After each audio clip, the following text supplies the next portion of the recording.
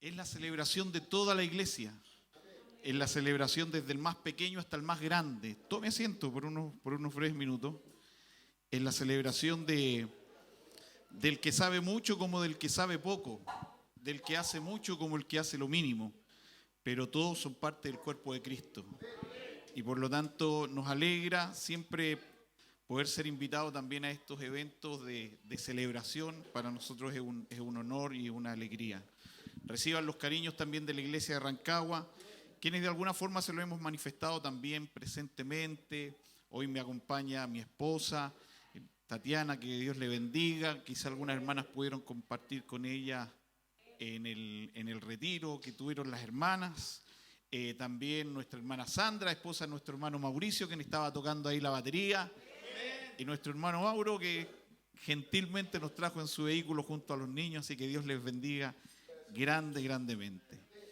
Yo quisiera, y nuestro propósito es poder orar por ustedes, como por toda la iglesia del Señor Jesús, donde quiera que esté.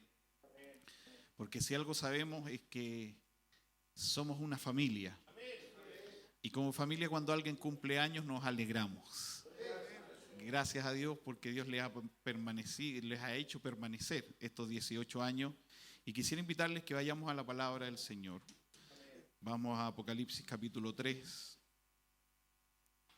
Unos versos muy conocidos.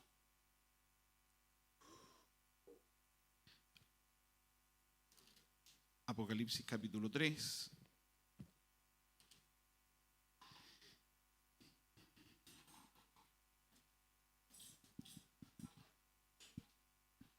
Y vamos a leer el verso 15 y el verso 16. Voy a tratar de no ir muy rápido. Sí, como chilenos tenemos la costumbre de hablar muy rápido. Y estoy viendo a la hermana que mueve las manos.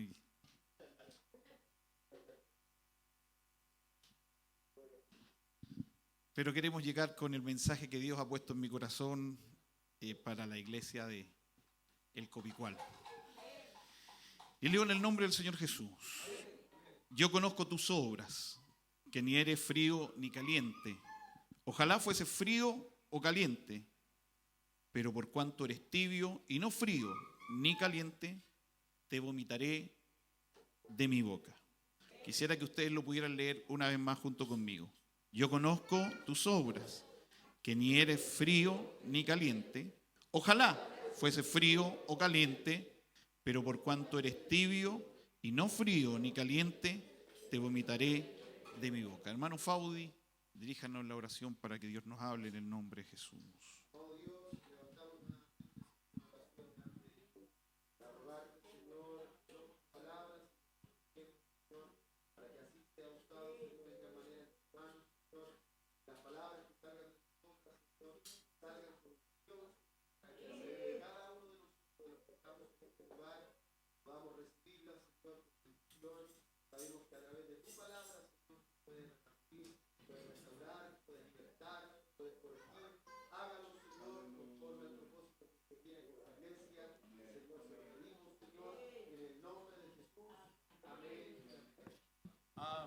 ¿Cuántos dicen háblame, Señor? Yo le invito a que tome asiento y que el Señor Jesús nos hable a cada uno de nosotros. Ya lo decía nuestro pastor Felipe, durante este año ha sido un año en donde hemos podido reencontrarnos en lo personal junto con él, con la iglesia y con otros siervos y ministros de Dios. Y ha sido un año que nos ha llevado a pensar profundamente en cuál es la tarea de la iglesia en este mundo. ¿Cuál es el papel que tenemos como iglesia en este mundo? Si no entendemos, si no logramos entender qué es lo que somos, vamos a hacer cualquier cosa menos la iglesia del Señor. Vamos a hacer un grupo que se reúne para escuchar algún mensaje. Vamos a hacer algún grupo que se reúne para cantar 2 coritos rápidos, 3 lentos, y luego nos vamos a la casa. Vamos a ser gente que nos reunimos para poder quizá calmar un poco nuestra ansiedad religiosa y calmar nuestra conciencia. e irnos a la casa sabiendo que vinimos a la iglesia, por lo tanto nos sentimos bien con Dios. Pero hoy día, como lo decía el pastor, yo vengo con una palabra que nos va a desafiar. Hacer lo que Dios quiere que la iglesia sea. Porque quien fundó la iglesia no fue el hombre, quien la instituyó fue Dios. La iglesia no puede ser considerada alguna idea de algún personaje en particular, sino que la iglesia estaba en el corazón de Dios para poder ser un agente de cambio en un mundo que la necesitara. Es de suma importancia entender esto. Es de suma importancia entender cuál es el papel que nosotros tenemos como iglesia en este mundo, hermanos. En pocas palabras, la iglesia es el cuerpo de Cristo en operación en este mundo. Quiero repetirlo una vez más para aquellos que lo escucharon.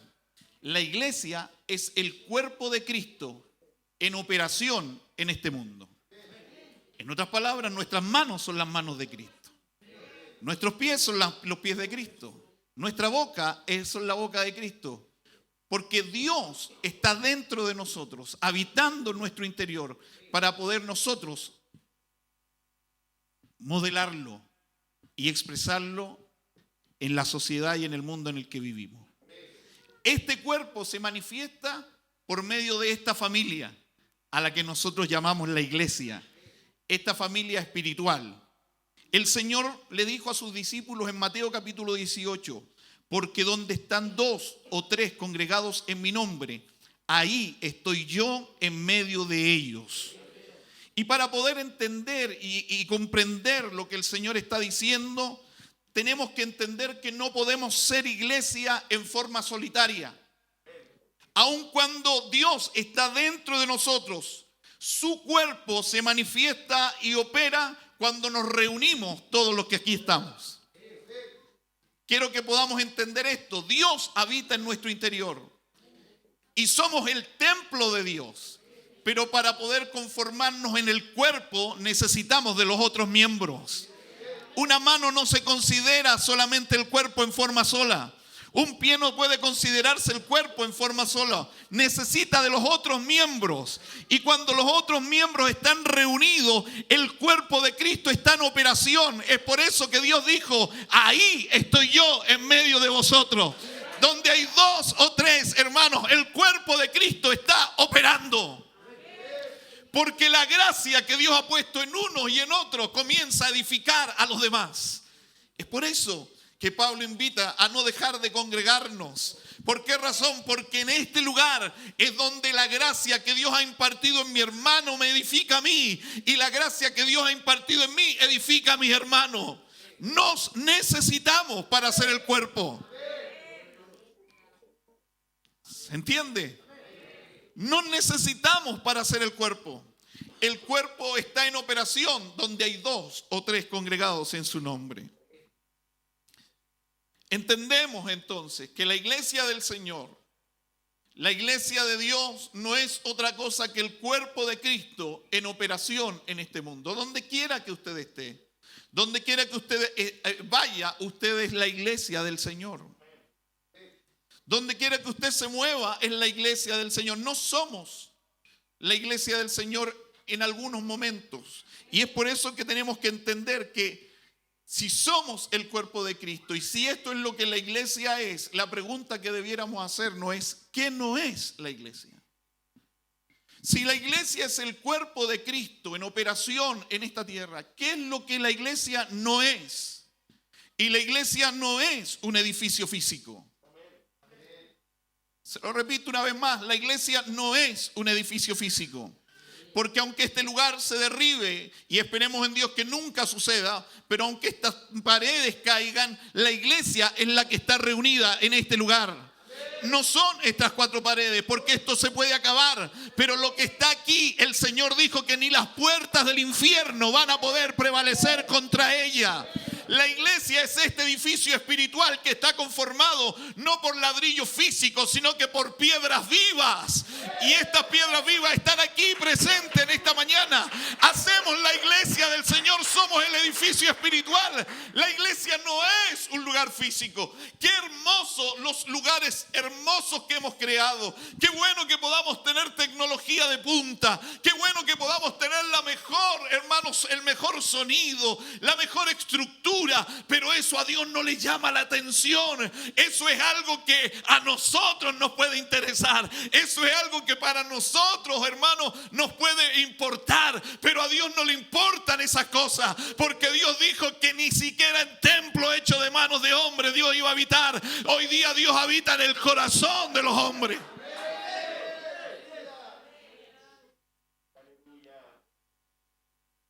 Por eso a los hombres les llama la atención los templos. A nosotros nos llama la atención lo hermoso. Qué bueno que lo hagamos. No hay nada de malo en eso. Es bueno que lo hagamos. ¿Por qué? Porque la iglesia, este edificio espiritual, tiene que estar en los mejores lugares, como hijos de Dios. En lugares cómodos, en lugares donde podamos, ¿cierto?, estar atentos y poder también disfrutar estos momentos. Pero la iglesia no es un edificio físico. La iglesia somos nosotros. Y esto nos hace cambiar la perspectiva, porque muchas veces pensamos que nosotros venimos a la iglesia. No, yo no vengo a la iglesia, yo soy la iglesia. Y hay que comenzar a cambiar estos conceptos, hay que comenzar a cambiar estas ideas. ¿Por qué razón? Porque si tuviéramos que venir a la iglesia, esos son conceptos, hermanos, antiguo testamentarios. Me alegré con los que me decían, a la casa del Señor iremos. Eso lo tenían que hacer, hermanos, en el Antiguo Testamento, cuando una vez a la semana, en una fiesta especial, podían llegar al templo. Hermanos, pero hoy día yo soy la iglesia, usted es la iglesia. Donde quiera que esté, hermanos, no venimos a la iglesia, somos la iglesia. Venimos al lugar donde la iglesia se reúne. Y eso lo tenemos que entender. ¿Por qué? Porque en mi trabajo yo soy la iglesia. En el colegio yo soy la iglesia. En mi casa yo soy la iglesia. Donde quiera que esté, yo soy la iglesia. ¿Saben por qué? Porque quien habita dentro de mí es el Dios que fundó esta iglesia. Se llama Jesucristo. La iglesia, hermanos, no es un grupo de normas establecidas por las autoridades de la misma. La iglesia no es un grupo de doctrinas que establecieron las directivas de ciertos tipos y grupos de instituciones. Hermano, eso no es la iglesia. Y es por eso porque tenemos tantas iglesias que están en rivalidad una con otra. Porque algunos piensan que se tiene que alabar con las manos arriba, otros piensan que se tiene que hacer con las manos abajo, otros piensan que se debe ocupar corbata, otros dicen que no se tiene que ocupar corbata. Otros hablan de que la barba está mal y otros dicen que no hay problema con la barba. Hermano, esas son ideas que los hombres han establecido, pero la iglesia no son doctrinas que los hombres han puesto. La iglesia es el cuerpo de Cristo. Y cuando la iglesia entiende que es el cuerpo de Cristo, no se basa sino en lo que la cabeza dice. Y la cabeza no es un apóstol, no es un obispo, no es un pastor. La cabeza de la iglesia es Cristo. ¿Qué es lo que nosotros hemos permitido? Hemos permitido, y quiero que lo entienda muy bien, hemos permitido que lo que las autoridades nos dicen sea más importante que lo que Cristo dice.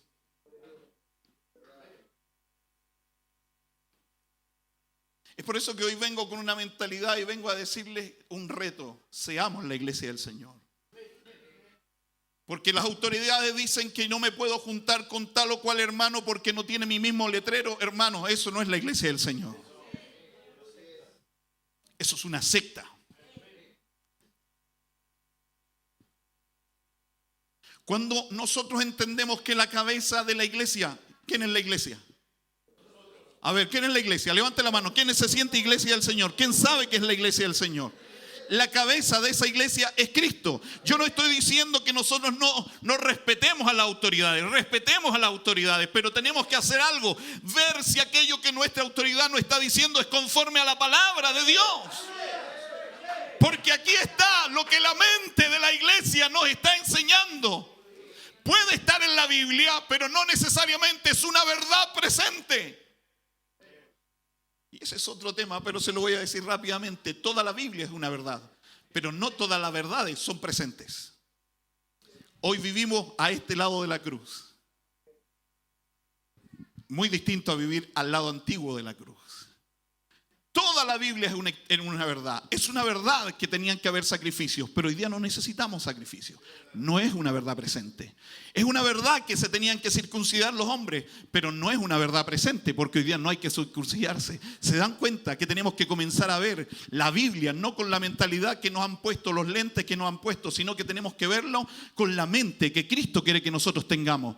Hoy día nuestra verdad está fundamentada a este lado de la cruz, en donde el Señor hizo un nuevo sacrificio, en donde el Señor hizo un nuevo sacerdocio, en donde el Señor puso una nueva ley, en donde el Señor hizo un nuevo pacto.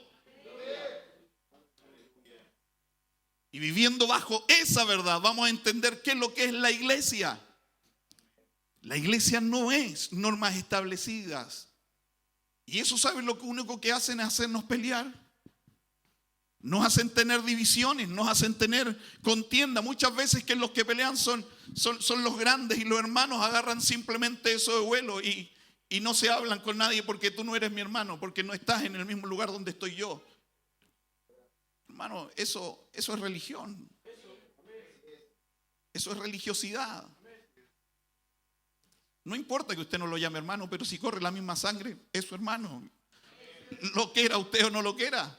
Los hermanos no lo elige usted, los hermanos los dan los padres. Y el que nos constituyó hijos de Dios no fue un hombre, fue Dios. La iglesia no son 3 horas al día, ni 2 días a la semana simplemente. La iglesia somos todos los días, 24/7. La iglesia eres tú. Y eso tenemos que entenderlo. La iglesia somos nosotros. La iglesia no es un lugar, hermanos, donde mis problemas son resueltos. Y yo quiero que usted entienda eso. Porque se nos han enseñado y se nos ha llevado una doctrina y una teología de que este lugar es donde Dios nos resuelve los problemas. Dios no está para solucionar nuestros problemas. ¿Saben por qué? Porque esa teología gira en el hombre, es nuestra necesidad. Pero cuando vemos siervos de Dios que se abrazaron a Dios, aún sabiendo que quizás nunca iban a recibir su problema, la solución a su problema, eso se llama fe, eso se llama vivir en Dios. Eso es entender que Dios está mucho más allá que mi problema. Yo no vengo a la iglesia para ver si Dios va a sanar mi enfermedad, la sane o no la sane, Él sigue siendo Dios. ¿Sabe cuánta gente se ha ido de la iglesia porque le han dicho que Dios va a sanar a sus familiares? Y cuando mueren de cáncer sienten tanto dolor porque se dieron cuenta que nunca Dios les respondió. Hermanos, le enseñaron algo que no es cierto. La iglesia no está para solucionar mis problemas. La iglesia fue creada, hermanos, para que Dios habite en medio de nosotros. Y en medio de nuestros problemas, hermanos, es muy diferente estar con Dios que estar sin Él. Es por eso que los jóvenes hebreos nos dan una enseñanza. Sepa, oh rey, que nuestro Dios tiene poder para librarnos de tu mano. Pero aunque Él no lo haga, Él sigue siendo Dios.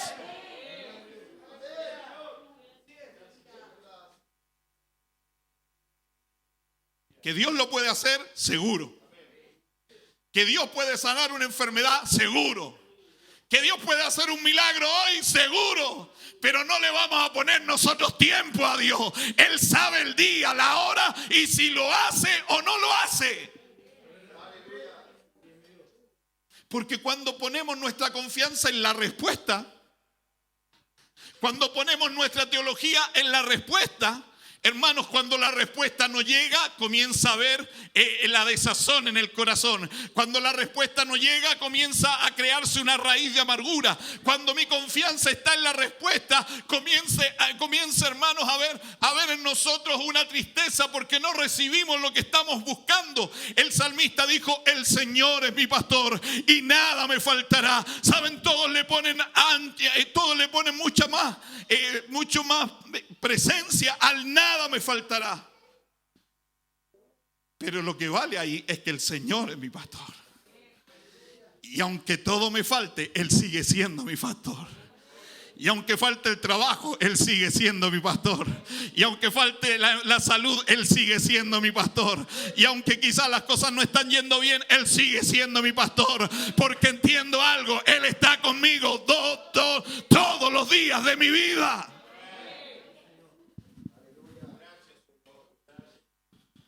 Eso, hermanos, va a sacar las expectativas que muchas veces tenemos. Y mucha de nuestra teología gira en nosotros. Fíjense, Dios es mi salvador, Dios es mi ayudador, Dios es mi sanador, Dios es mi respaldo. Eso gira en nosotros. Nos pone a nosotros. Porque el día que Dios no me sane, el día que Dios no me responda, ¿qué clase de Dios es el que tenemos? Pero cuando entiendo que Dios, aunque me responda, sigue siendo Dios, yo vengo a alabarle, hermanos, con toda mi fuerza.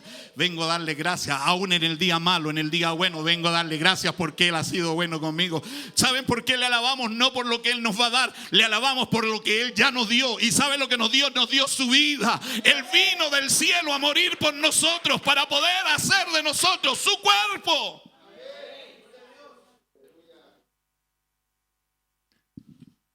La iglesia no es un conjunto de ritos, costumbres, tradiciones. Muchas veces nos hemos abrazado a decir: es que esto es lo que me enseñaron. Así como fui formado. Sí, está bien. Hermanos míos. Pero la multiforme gracia de Dios hace que las cosas muchas veces vayan cambiando. Es por eso que Moisés no siguió perpetuando hasta siempre. Dios levantó después de un Moisés a un Josué que tuvo que hacer las cosas diferentes como Moisés la había hecho. Hermanos, ¿saben por qué? Porque Dios es un Dios que va formando en nosotros un nuevo conocimiento. Lo que conocíamos ayer, hoy día lo conocemos de una forma distinta. La luz que teníamos ayer, hoy día la tenemos mucho más amplia. Porque así dice la Escritura, que la luz y el caminar del justo es como la luz de la aurora, que va de aumento en aumento. Quien crea saber que tiene todo de Dios está equivocado. Quien crea saber que sabe todo lo que a Dios concierne está equivocado. Hermanos míos, ¿por qué? Porque lo que Dios me mostró ayer, hoy día Dios me lo puede mostrar de una forma distinta. No porque Dios vaya cambiando, porque Él no muta, Él no cambia. Su santidad sigue siendo la misma, pero Dios nos va dando la luz como quiere que nosotros vayamos entendiendo. Es por eso que muchas veces tenemos conflicto, porque lo que nos hemos puesto ha sido los lentes de aquellos que nos enseñaron. Pero hoy día hay que sacarnos esos lentes y hay que comenzar a ver las cosas como Dios quiere que nosotros las veamos. Él nos va a hacer entender cosas que antes no entendíamos, cosas que para nosotros antes estaban equivocadas. Hoy vamos a entender que para Dios no tiene ningún significado pelear por eso. La iglesia no es, hermano, un lugar de costumbres, de ritos. Fíjense, les voy a poner solo un ejemplo. El mismo apóstol Pedro, que fue enseñado del mismo Señor Jesucristo, cuando luego que el Señor se va y ellos reciben el Espíritu Santo, dice la Escritura en el libro de Hechos que estaba en un lugar en donde recibió una visión de parte del Señor. Esa visión le muestra un lienzo que cae y en el lienzo hay animales que eran animales inmundos. Y escucha la voz del mismo Señor que le dice: Pedro, mata y come. Y Pedro le dice: no, Señor, yo no lo voy a hacer porque eso yo nunca lo he hecho. ¿Saben lo que Pedro está diciendo? La ley me enseñó que eso yo no lo tengo que hacer. La ley me enseñó, lo que aprendí desde pequeño, lo que aprendí de mis padres, lo que aprendí de los sacerdotes, es que eso yo no lo tengo que hacer. Quien le estaba diciendo que matara y comiera era Dios mismo. Era el mismo Señor Jesús y le vuelve a decir, mata y come. Y el Pedro le vuelve a decir, no, Señor, porque así yo no lo aprendí. Hasta que el Señor le tuvo que decir, no llames inmundo lo que yo santifiqué. En otras palabras, Pedro, sácate los lentes de la religiosidad y comienza a mirar como yo quiero que vean las cosas.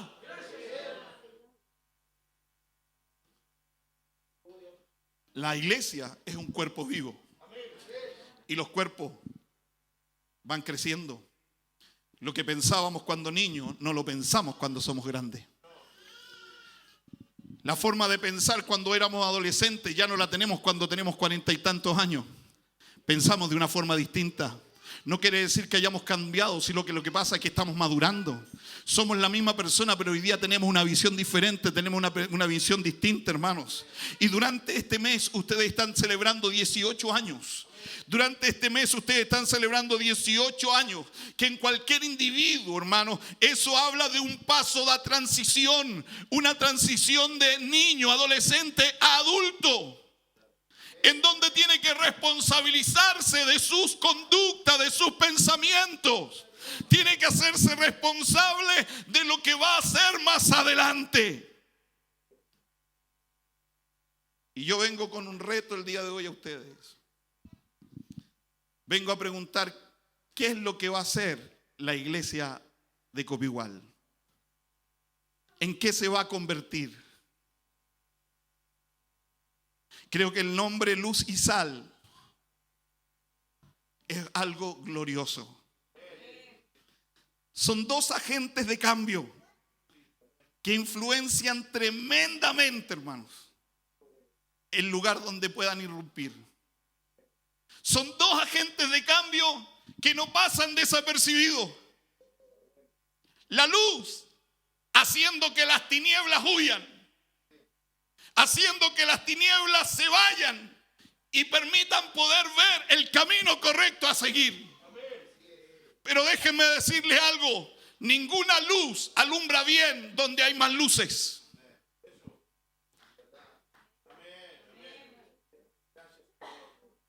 La luz alumbra bien donde hay oscuridad. Y es por eso que hay que sacarnos el pensamiento religioso.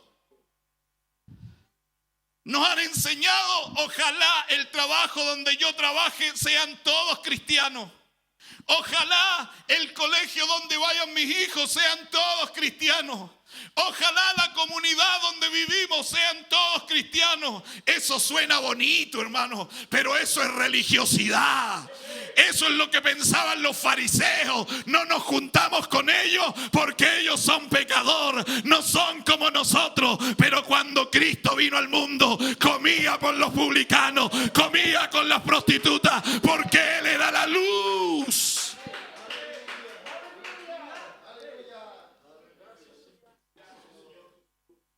La luz no alumbra bien donde hay más luces.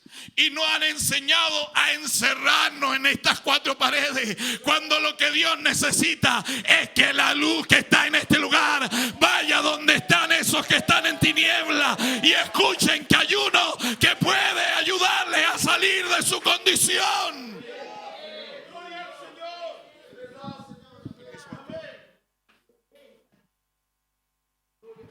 No hay luz que alumbre bien donde hay más luces. Es por eso que Dios te metió en ese trabajo, donde está lleno de gente pecadora. Es por eso que Dios te metió en esa comuna, en ese pasaje donde los vecinos quizás son drogadictos. ¿Saben para qué? Para poder mostrarle no a lo que ustedes son, sino que lo que ustedes tienen. Y lo que tienen es la luz que alumbra a esta humanidad.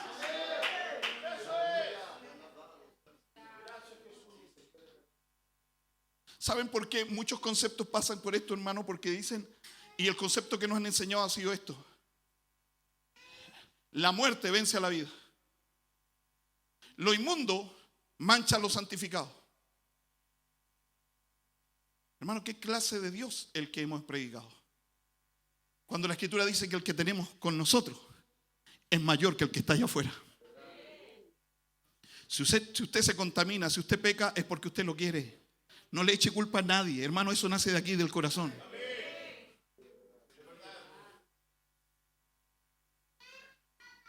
Pero el que usted tiene adentro, y cuando usted tiene la noción de eso y lo entiende completamente, hermanos, va a poder entender, hermanos, que no hay nada, hermanos. ¿Saben por qué? Porque este Dios lleno de gracia andaba en medio de los pecadores y no se contaminaba. ¿Saben por qué? Porque la gracia misma habitaba en Él. Él era el Dios manifestado en carne. Y usted no tiene a cualquiera, usted tiene a ese Dios dentro de usted. Quien habita dentro de su corazón es ese Dios, hermano. Y cuando permitimos que Él sea el que more en nosotros, cuando permitimos que Él sea el que se exprese por nosotros, no vamos a caer, hermanos, como puede caer cualquiera, porque Dios está en nuestro interior. Pero cuando vivimos bajo la religión tenemos el problema, y tenemos muchas, hermanos, muchas posibilidades de hacerlo. La luz no alumbra donde hay más luces. Ese vecino que usted ni siquiera saluda necesita que alguien le dé una luz. Y la sal, pastor Mella, tan importante para poder darle un poquito de sabor a las comidas. Qué mala es una comida sin sal. Muchas veces se dice que es comida para enfermos, ¿no? A los enfermos le dan comida sin sal. Este mundo está enfermo. No tiene esa sal que saborea y le da sazón a la vida. Pero está el contraste. Mucha sal hace incomible un alimento. Hace incomible una comida. Es por eso que necesitamos ese sazón, y Dios nos dio ese sazón para poder ir a este mundo. Es más, la sal se ocupaba como agente, hermano, para poder mantener los alimentos, sobre todo la carne, para que no se pudriera. ¿Sabe lo que está diciendo Dios? Ustedes son la causa por la que este mundo va a dejar de corromperse. No porque ustedes muestren una doctrina, no por las enseñanzas, no, sino que por la gracia que Dios ha impartido en ustedes, y van a permitir que esa gracia imparta a los demás. Hoy encontramos a mucha iglesia, hermanos, que lo único que quieren hacer es validar la teología que tienen acerca de los juicios, acerca del arrepentimiento del pecado, acerca de y si mi pueblo se humillara, hermanos, recordando que a la gente que su miseria es porque Dios está enojado con ellos. Es porque son las señales del fin, hermanos. Y es que si no se arrepienten, algo peor les va a venir. Eso es lo que hemos enseñado durante mucho tiempo. Es lo que le hemos predicado a este mundo, hermanos. Hemos ocupado textos, sacándolos de contexto, para poder validar, hermanos, nuestra teología. Y es muy cruel el tratar de darle respuestas triviales o, entre comillas, respuestas cristianas a alguien que se encuentra pasando necesidad, a alguien que está pasando por momentos de drogadicción. ¿Cómo le pides a un árbol muerto que dé fruto? Y es lo que la iglesia ha hecho. Y está incluso en nuestras enseñanzas. Antes de que alguien tome el bautismo, tienes que dejar esto y esto antes de bautizarte. Hermano, si el que hace el cambio es Dios en nosotros. Es por eso que tenemos gente que se bautiza y a los 2 meses está afuera. ¿Saben por qué? Porque ve que no da el ancho, ve que no alcanza lo que Dios le está exigiendo o que la iglesia le está exigiendo. Hermano, un árbol muerto no va a dar vida, pero cuando Dios se mete en la vida de un hombre, cuando Dios se mete en la vida de una mujer, hay un cambio genuino, hay una transformación genética, hermano, porque la vida de Dios está en él. Y no hay que forzarles a que dejen sus vicios. No hay que forzarles a que dejen y comiencen a dar fruto, porque lo comienzan a hacer, hermano. Lo comienzan a hacer en forma orgánica, por medio de la vida que le ha sido impuesta, por medio de la vida que Dios le ha puesto en ellos. Dios nos va a hacer vivir la vida por medio de su propia vida en nosotros.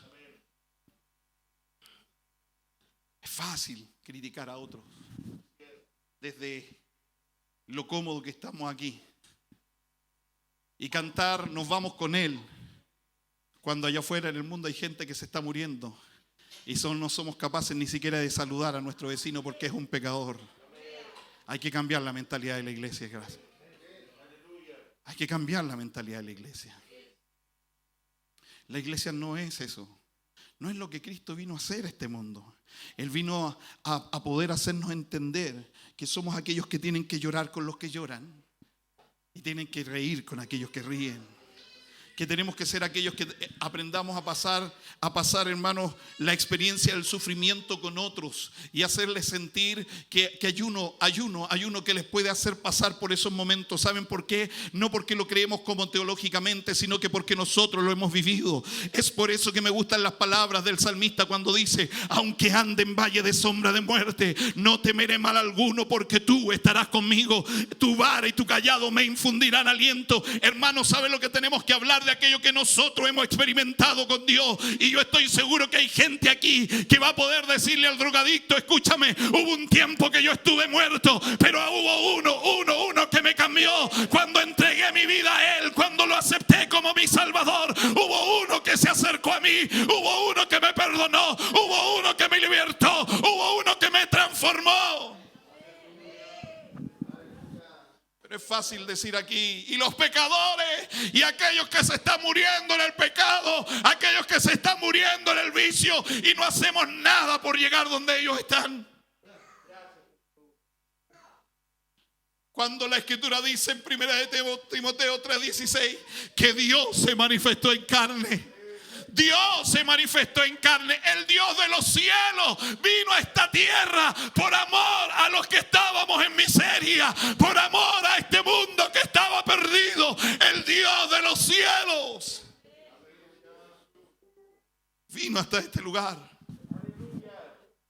Pero ocupamos ese texto para pelear contra los trinitarios.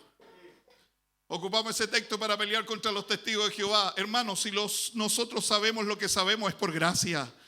No es por otra cosa. Si hoy día usted y yo entendemos la unicidad, no es que seamos mejor que ellos, simplemente es por gracia y por misericordia que hemos alcanzado esta verdad, que hemos conocido este Dios glorioso que se llama Jesús.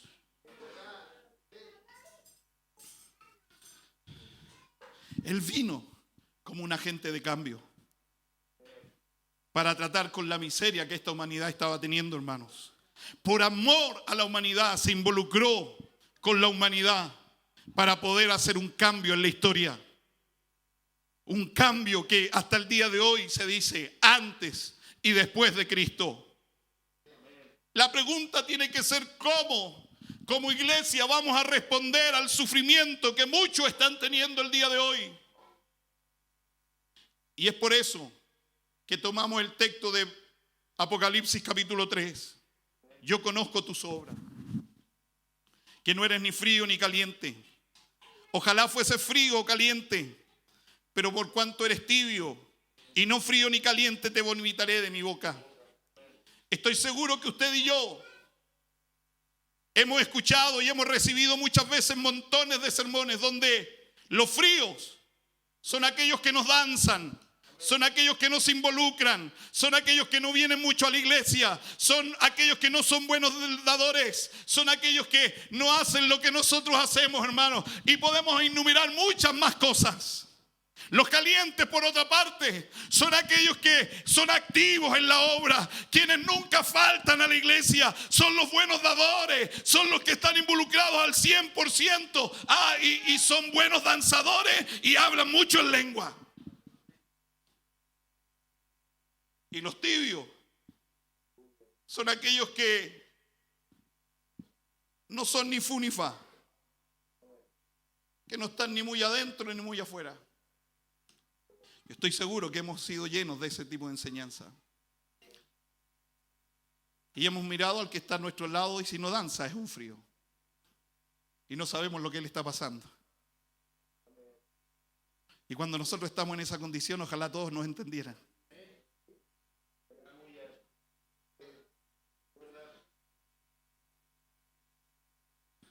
Hermano, llevo 30 años en el Evangelio y he escuchado muchísimo esta enseñanza, en donde me hacía considerar a aquellos que no danzaban como los fríos y hacerme sentir a mí, que era uno de los que saltaba, danzaba, como uno de los que estaban fervorosos en la presencia del Señor. Hermano, pero si hay algo que tenemos que ver en esto, el único problema que cuando interpretamos este texto tenemos que darnos cuenta que a Dios no le molestan los fríos. Lo leemos una vez más. Yo conozco tus obras, que ni eres frío ni caliente. Ojalá fuese frío o caliente, pero por cuanto eres tibio y no frío ni caliente, te vomitaré de mi boca. ¿Qué es lo que está diciendo Dios? Ojalá fueses o frío o fueses caliente. Mientras más pasan los años, más se nos hace difícil hablar del Apocalipsis. Más especulación existe, porque tratamos de pensar qué es lo que quiso decir, qué es lo que estaba diciendo, hermanos. Pero para eso nosotros tenemos que entender que lo que se le escribió a una iglesia en particular, a la iglesia de la Odisea. Y esa iglesia no tenía que adivinar lo que el apóstol estaba escribiendo. La iglesia entendió muy bien la gráfica que el apóstol le está diciendo. Para entenderlo es lo siguiente, hermanos. Entendámoslo de la siguiente manera. La iglesia de la Odisea era una iglesia, hermanos, que fue fundada en el año 260 antes de Cristo. Perdón, después de Cristo. Esto fue en el río de Licus, en lo que hoy día nosotros conocemos como Turquía. Era una ciudad muy, pero muy movida, hermanos. Y era conocida porque era una ciudad muy rica. La Odisea sufrió en el año 60 un terremoto que no permitió que el imperio les ayudara a reconstruir, porque ellos tenían la capacidad de levantarse solos, sin la ayuda de nadie. Y esto habla del poder económico que tenían. Pero la Odisea tenía un problema. La Odisea no tenía agua. La Odisea no tenía agua, hermanos. ¿Y qué es lo que ellos hicieron? Ellos construyeron 2 acueductos. El primero, desde las montañas de Colosa, traían agua fría, agua refrescante a la ciudad. Y el segundo, de Hierápolis, que traía aguas calientes, aguas que eran sanadoras. Yo no sé si alguien aquí se ha metido en alguna terma, pero es sanador meterse ahí, es reconfortante. ¿Qué es lo que está diciendo este escritor? Le está diciendo a la iglesia de la Odisea: oh, yo necesito que ustedes puedan ser fríos. Una iglesia refrescante, una iglesia que para el sediento sea el lugar donde pueda introducirse y calmar su sed. O puedan ser una iglesia terapéutica, en donde aquel que viene enfermo, en donde aquel que viene triste, en donde aquel que viene desconsolado, llegue y calme su dolor, calme su aflicción. ¿Saben lo que le está diciendo el apóstol? No algo que ellos tenían que adivinar. Ellos entendían muy clarito el mensaje. ¿Por qué razón? Porque en esos acueductos y la distancia que tenía que recorrer el agua, esa agua fría se convertía en agua tibia, y esa agua caliente se convertía en agua tibia. Y el agua tibia no es agradable. Yo no sé si usted ha llegado sediento a su casa y ha querido beber un vaso de agua y el agua está tibia. Es desagradable. No le quita la sed a nadie, no le calma el calor, no le calma la necesidad a nadie. Y mucho menos cuando busca algún tipo de terapia. El agua tiene que tener una temperatura que pueda abrir los poros, que pueda de alguna forma extender. Yo me acuerdo que tuve un problema a los riñones y lo que más me recomendaban eran tinas de agua caliente, porque eso permitía que se expandieran. Pero la iglesia de la Odisea se había sentido tan autosuficiente que ya no estaban preocupados de la necesidad de otros. Se sentían tan capaces, se sentían tan dignos de lo que eran, que ya no estaban necesitados de las otras personas. Y es lo que el Señor le dice: porque tú dices, yo soy rico y me he enriquecido, y ninguna cosa tengo necesidad, y no sabes que tú eres aún un desventurado, un miserable, un pobre, un ciego, un desnudo. Hermanos míos, muchas veces la iglesia nos hemos transformado en iglesias insensibles. Insensibles no tan solo con nuestros hermanos, insensibles con este mundo. Y hoy día yo vengo en un reto para ustedes. ¿Qué clase de iglesia se van a convertir? ¿Van a ser una iglesia tibia o van a ser una iglesia fría que pueda saciar la sed del sediento, de aquellos que vienen tan sedientos de algo que calme su sed, que no la puede calmar la droga, que no la puede calmar el alcohol, que no lo pueden calmar los vicios, que no lo puede cambiar nada en este mundo? ¿O se van a convertir en una iglesia caliente que calme el dolor de aquellos que han perdido a alguien, de aquellos que están en la droga?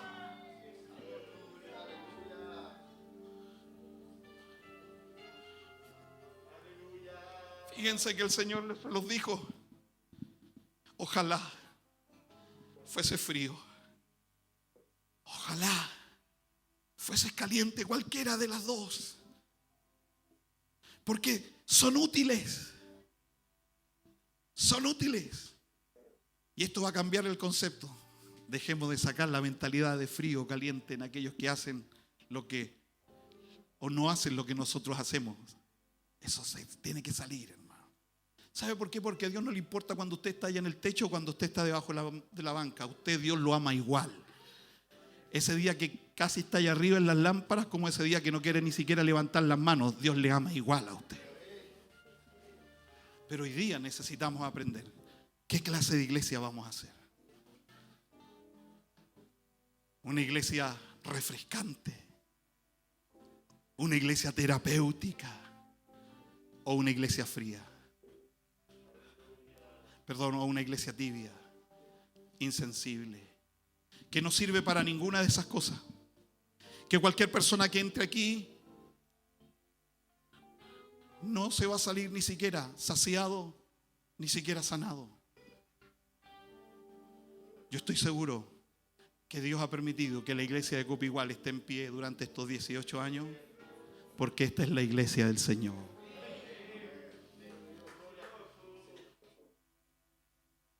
Y como cuerpo del Señor tenemos que modelar al Señor en nosotros. Con todo respeto, no va a ser jamás nuestra música la que va a impactar a la gente. Jamás van a ser ni siquiera nuestros sermones las que van a impactar a la gente. Va a ser la gracia de Dios en nosotros lo que va a hacer que la gente se quede en este lugar y siga creciendo con ustedes. ¿Qué clase de iglesia seremos? Yo le invito a que se pongan en pie. Y no sé si me permite, pastor, que puedan. Yo quiero hacer este reto a ustedes el día de hoy. Hay un mundo que necesita a la iglesia del Señor. Es por eso que el Señor la estableció. Porque Él quería que por medio de esta iglesia la obra siguiera creciendo. Por medio de gente imperfecta como nosotros. Pero miren qué glorioso. Dios eligió primero a 12. De esos 12 pasaron a 120. De esos 120 se convirtieron en 5.000. Luego de esos 5.000 aparecieron 3.000 más. Y hoy día el mundo entero. Aunque seamos pocos, Dios puede hacer mucho. Mucho. Con una iglesia refrescante y con una iglesia terapéutica. Yo le invito a que vengan hasta este lugar. Si usted quiere aceptar este reto, hacer la iglesia del Señor, venga. Pídale a Dios que le ayude. Dios ya está en usted. Pero este es un momento y un buen momento para decirle al Señor: Señor, ayúdeme a poder ser un agente de cambio en el lugar donde yo estoy. A poder ser un agente de cambio en mi trabajo. A poder ser un agente de cambio con mis vecinos. A poder ser un agente de cambio con ese drogadicto que, Señor, he pasado tantas veces por fuera y al lado de él y nunca le he dicho ni siquiera un buenas tardes, porque he considerado que quizá no era digno de mi saludo. Háganos entender que si estamos aquí no es porque seamos mejores que ellos, sino que simplemente porque tu gracia nos ha alcanzado. Y hoy tenemos que aprender a dar de gracias lo que también por gracia hemos recibido. Somos tu iglesia. Usted nos constituyó en ella. Usted nos formó como tu iglesia, Señor.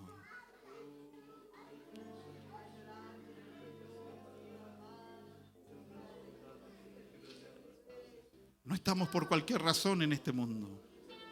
No nos reunimos por cualquier cosa.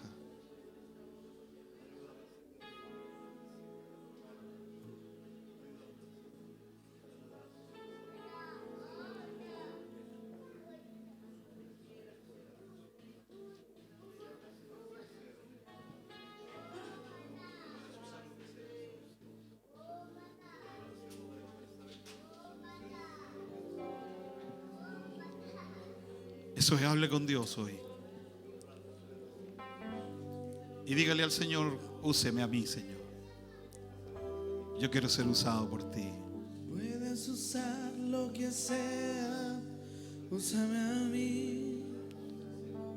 Vamos, dígaselo a Dios, ahí donde usted está. Puedes usar lo que sea, úsame a mí. Es que no sé mucho quizá, no importa. Toma mis manos. Dios no necesita que te conozcas la Biblia de par a par. Señor, habla a través de mí. Dios necesita que permitas que la vida de Él fluya en tu vida. Él va a hacer el cambio. Él va a hacer la transformación. No lo van a hacer los hombres. Nos vamos a hacer nosotros. Díganselo: úsame, Señor. Yo quiero ser usado por ti, Señor. Úsame. Quiero ser refrescante para aquellos que vienen sedientos, Señor, en este mundo. Quiero ser terapeuta, Señor, para aquellos que necesitan.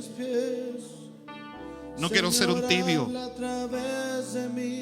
No quiero ser de esas aguas que no pueden beberse. No quiero ser de esas aguas que no pueden ser ingeridas porque ni alivian ni sanan. Puedes usar lo que sea, úsame a mí. Señor, bendice a esta iglesia como lo ha hecho hasta el día de hoy. Toma mis manos y mis pies. Y que puedan convertirse en esta iglesia terapéutica, en esta iglesia refrescante que este mundo necesita. Puedes usar lo que sea, úsame a mí. Que como igual sea el agente de cambio en esta comuna.